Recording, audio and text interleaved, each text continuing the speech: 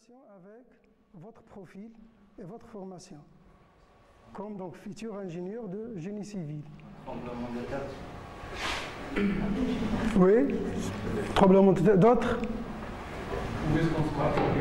Oui, oui. Mauvaise construction. Donc c'est un immeuble qui est encore en construction et qui s'effondre. D'accord? Donc ça ne peut pas être un tremblement de terre.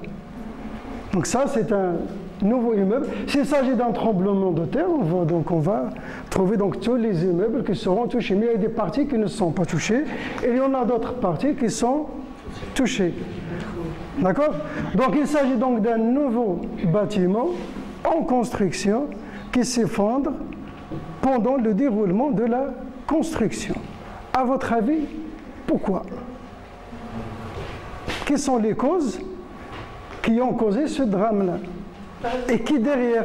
Placez-vous par exemple à la place d'un expert, qu'on lui demande de faire une expertise de ça et nous sortir quelles sont les différentes causes qui ont causé ce drame. Oui? Mauvais calcul. Donc un mauvais calcul, ou plus précisément, mauvaise réalisation. Peut-être. Dimension, très bien. Un mauvais dimensionnement. Mauvais dimensionnement. Mauvais choix des matériaux. Donc, la personne derrière tout ça, qui a mal dimensionné? C'est l'ingénieur.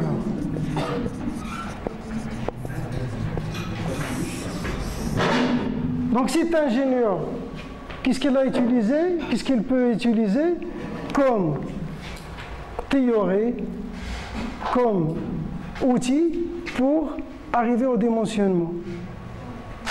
Des équations. Elle va utiliser des équations, très bien.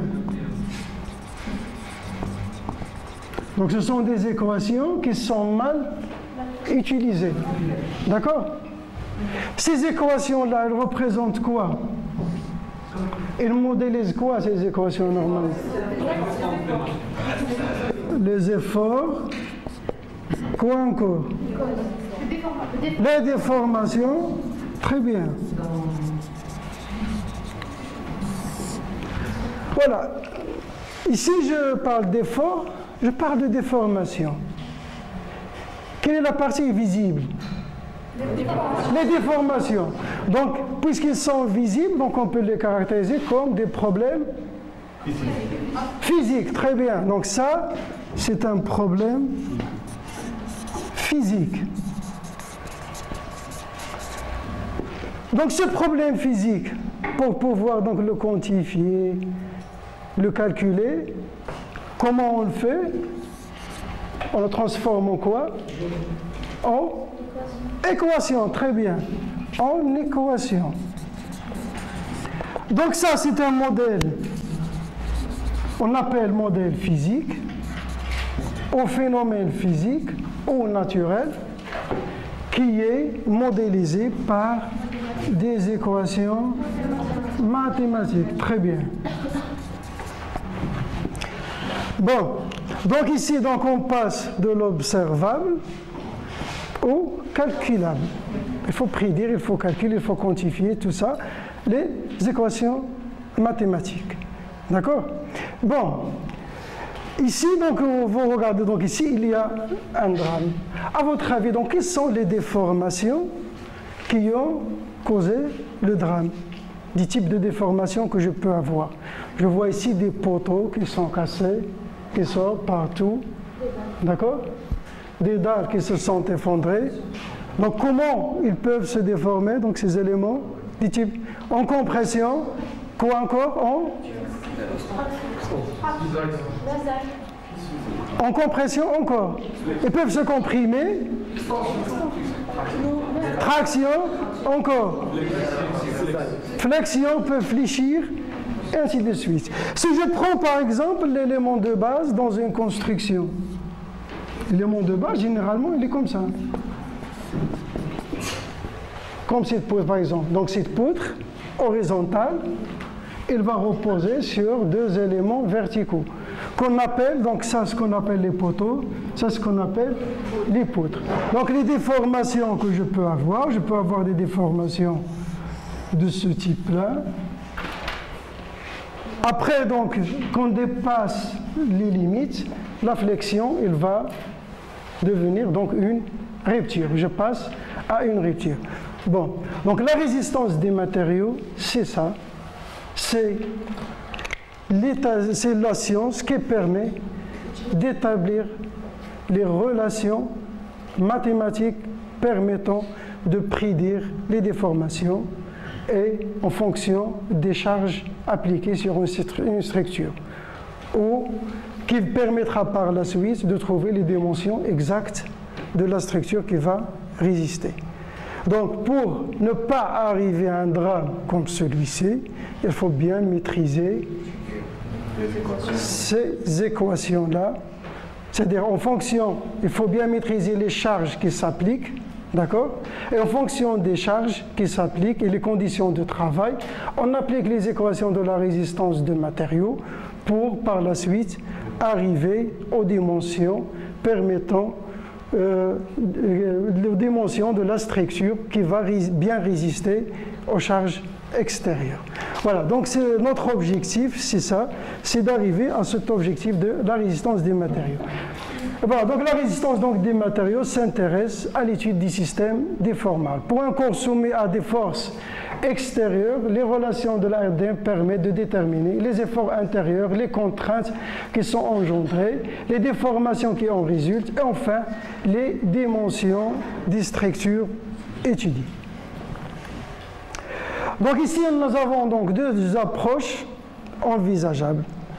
Donc il y a une approche de détermination, c'est-à-dire que je pars des conditions de travail, les chargements, d'accord, les conditions dans lesquelles va travailler la structure. Il peut travailler la structure, par exemple, dans une zone sismique. Là, je dois tenir compte de des paramètres sismiques, etc. En général, le calcul de détermination permet, connaissant seulement les conditions de travail, je calcule les dimensions. Je ne connais pas les dimensions a priori. Le calcul de vérification. Le calcul de vérification se fait surtout pour les structures qui sont déjà, par exemple, en service. Je vérifie est-ce que la structure a été calculée aux normes ou non. Comme par exemple le cas du drame. Là, ce qu'on va faire, on va vérifier ces structures-là qui étaient déjà en service, on va vérifier est-ce que ces structures sont calculées aux normes ou non. Donc ça, c'est le calcul de vérification. Pour le calcul de vérification, je connais les dimensions, je connais la forme, je connais tout. Je vérifie est-ce que ça respecte les normes ou non. Parce que les experts, lorsqu'ils vont arriver, qu'est-ce qu'ils vont faire? Ils vont prendre des échantillons, ils vont faire des essais sur ces échantillons, ils vont comparer avec les normes. Premièrement, il y a les conditions de résistance, il y a aussi les normes en vigueur. D'accord? Par exemple, il y a les normes nationales, et il y a des normes internationales, comme les Eurocodes, par exemple. Voilà donc la résistance des matériaux. Les hypothèses. Donc nous avons des hypothèses sur la résistance des matériaux qui sont des hypothèses sur le matériau élastique, linéaire, homogène, isotrope. On travaille encore pour nous dans le cadre des petites déformations. D'accord? Donc on néglige donc tous les éléments d'ordre supérieur à 1 dans les équations. Et le solide utilisé vérifie aussi la définition d'une poutre. Donc c'est quoi donc une poutre? Il est défini comme suit. Donc la ligne moyenne droite doit être droite ou à grand rayon de courbure. La section c'est droite ou varie progressivement, une grande longueur par rapport aux dimensions transversales et l'existence d'un plan de symétrie. D'accord? Donc la symétrie doit être de point de vue géométrie, mais aussi de point de vue chargement. Donc le chargement que je dois avoir à gauche du plan de symétrie doit avoir le même chargement à droite du plan de symétrie. Comme ça, je peux travailler seulement dans le plan de symétrie. Voilà donc des exemples de profilés qui représentent un plan de symétrie géométrique. les profilés donc en I, en U, carré, circulaire, en T, etc. Ça sont des profilés maintenant qui n'ont pas d'axe de plan de symétrie. Donc le plan ici ne représente pas une symétrie, la même chose pour celle-là, le U, le T. Donc ça, ce sont des plans qui ne représentent pas des plans de symétrie, donc je ne peux pas faire une étude de résistance de matériaux dans ce cas-là. Et dans ce cas-là, donc, je dois faire appel à d'autres données supplémentaires. Par exemple, des coefficients de sécurité, des coefficients de correction, etc. Les efforts donc, de symétrie, donc les efforts extérieurs, donc toujours, donc, comme ce que vous avez vu donc, en statique, on revient à l'équilibre, à étudier donc l'équilibre de la poutre. Pour étudier donc l'équilibre de la poutre, on va faire donc le bilan des forces extérieures, des actions mécaniques extérieures qui peuvent être soit des charges concentrées, soit des charges réparties. Un exemple ici de poutre chargée par des charges concentrées, un moment, des charges réparties sur une longueur. Les appuis. Donc tout ça, ce sont donc des terminologies qu'on doit apprendre, des termes techniques. Donc les appuis, il y a l'appui simple dans lequel la réaction il est perpendiculaire au plan tangent. Dans ce cas-là, il est vertical. Les appuis articulés, j'ai deux composantes. Les encastrements, j'ai deux composantes de la force plus un moment d'encastrement. Donc les efforts internes, donc ce sont les efforts, ce qu'on appelle aussi les efforts de cohésion.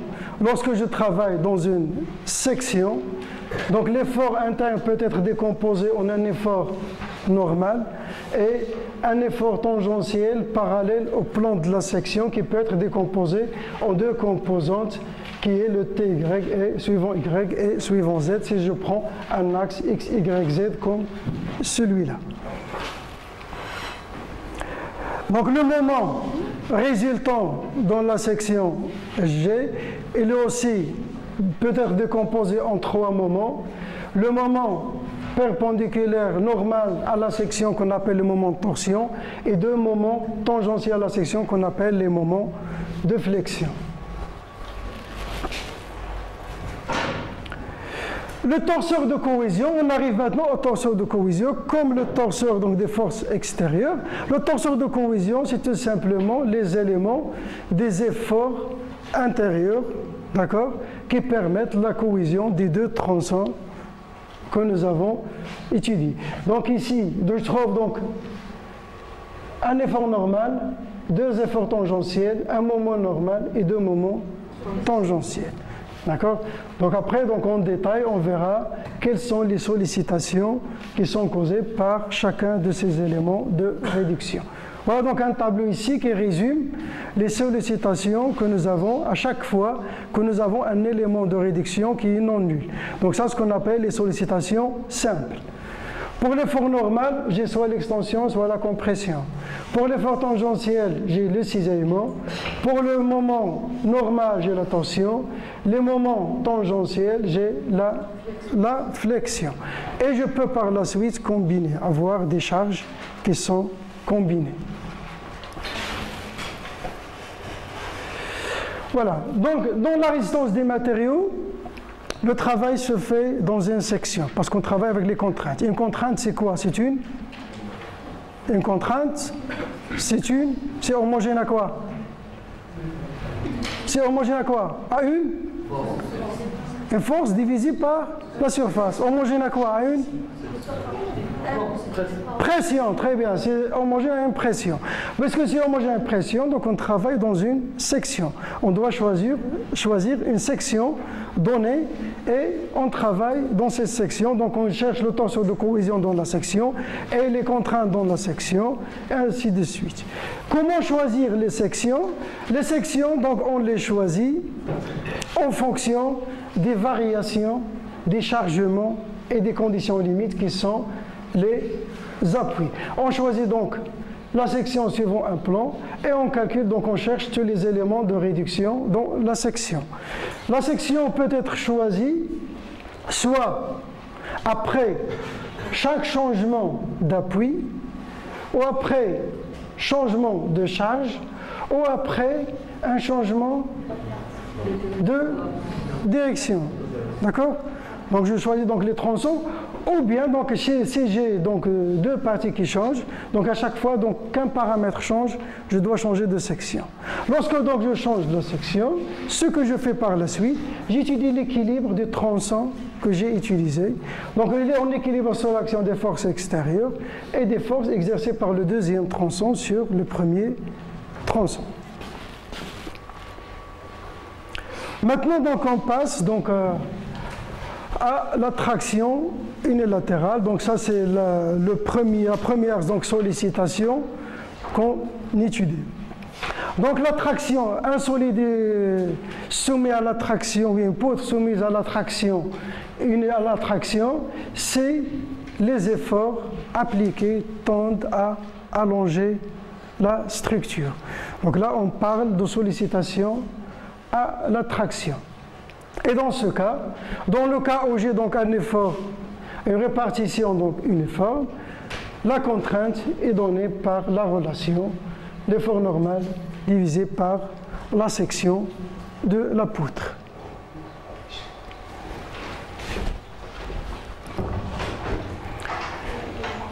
Voilà, donc la contrainte, c'est la force divisée par la section. Et après, donc la déformation correspondance, dans le cas de l'extension, elle est un allongement. Dans le cas de la compression, c'est un rétrécissement. D'accord? Et on définit le taux d'allongement qu'on appelle la déformation, qui est un rapport entre l'allongement et la longueur initiale.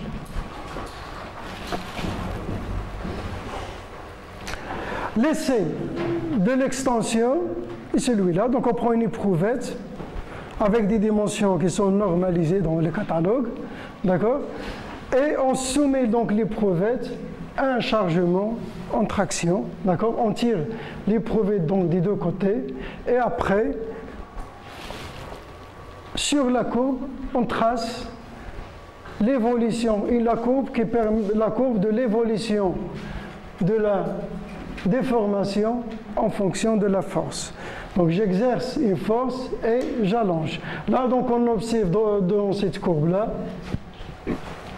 la zone A qui donne donc une courbe linéaire, c'est une droite, et la courbe ABCD qui est une courbe non linéaire. Donc OA, c'est ce qu'on appelle la zone élastique ou de déformation réversible. D'accord? C'est comme le solide dans cette zone-là et se comporte comme un ressort. D'accord? Lorsque je relâche, le solide donc il revient et reprend son état initial. Donc cette courbe-là, c'est la courbe la plus importante dans les essais mécaniques, surtout l'essai de traction. Elle permet de trouver deux paramètres essentiels, et bien deux caractéristiques essentielles d'un matériau qui sont le modèle de Young et le facteur de Poisson. Voilà, donc le modèle de Young, ce n'est rien que le rapport entre la force et l'allongement, d'accord? Donc c'est la pente de la courbe. Dans le modèle, donc je connais la force, je mesure l'allongement, je divise la force par l'allongement, je trouve donc le module de Young qui caractérise la rigidité. Donc ici, il y a différents exemples pour ça. Aussi, pour calculer donc ce qu'on appelle le coefficient de Poisson, c'est le rapport entre la déformation transversale et la déformation longitudinale. Voilà donc quelques caractéristiques du matériau qu'on peut déterminer par l'essai de traction, la contrainte limite élastique en extension, la contrainte limite de rupture en extension, l'allongement pour 100, c'est donc le rapport entre l'allongement sur la longueur initiale multiplié par 100 pour le trouver donc en pourcentage. Maintenant, donc, on passe à la loi, ce qu'on appelle donc la loi de comportement. C'est ça ce qui a été déterminé par, c'est la loi de comportement, c'est ce qui est représenté par la courbe qu'on vient donc de voir tout de suite. Donc c'est la courbe, donc la loi de comportement, c'est la loi qui permet de chercher comment un matériau va se déformer suite à une charge appliquée. Je prends deux matériaux différents pour la même charge et on ne va pas se déformer de la même manière. Et c'est ça ce qui diffère la mécanique donc des solides indéformables des solides déformables. Donc dans les solides indéformables, nous avons seulement les équations d'équilibre. Ici, nous avons en plus des équations d'équilibre, nous avons la loi de comportement qui nous donne donc les informations comment le solide va se déformer et comment il va réagir suite à une sollicitation imposée. Donc dans le cas de l'élasticité linéaire, dans laquelle fait partie la résistance des matériaux, cette loi s'appelle la loi de Hooke. Conditions de résistance. Bien sûr, donc lorsqu'on dimensionne, on pose un critère de résistance. Ce critère-là, donc il faut que la contrainte maxée ne doit pas dépasser la limite élastique. En plus de la limite élastique, on impose un coefficient de sécurité là pour être un peu loin des limites. D'accord ? Ce coefficient de sécurité, il dépend des domaines dans lesquels on travaille. Dans l'aéronautique, il y a des coefficients, dans l'automobile, il y a des coefficients, dans le génie civil aussi, il y a des coefficients. Généralement, il est de l'ordre de 1,2, 1,3, mais ça reste selon le domaine et selon les normes en vigueur. Dans chaque norme, on trouve des coefficients de sécurité à appliquer. Il faut les voir et voir donc les mises à jour. Voilà donc ici l'effet des variations brusques de la section. Donc parfois je suis obligé de faire des variations brusques de la section dans tous les domaines. Lorsque je fais donc une variation brusque de la section, c'est-à-dire je ne respecte pas l'hypothèse initiale d'une poutre, là donc je dois introduire des facteurs correctifs, qui est par exemple le facteur de variation de la section. Donc chaque type de variation, on trouve dans les catalogues le facteur. On vous donne, voilà le facteur de variation de la section. Donc tout ceci pour rester toujours en sécurité. Voilà. Donc voilà donc un résumé donc du cours sur la traction compression.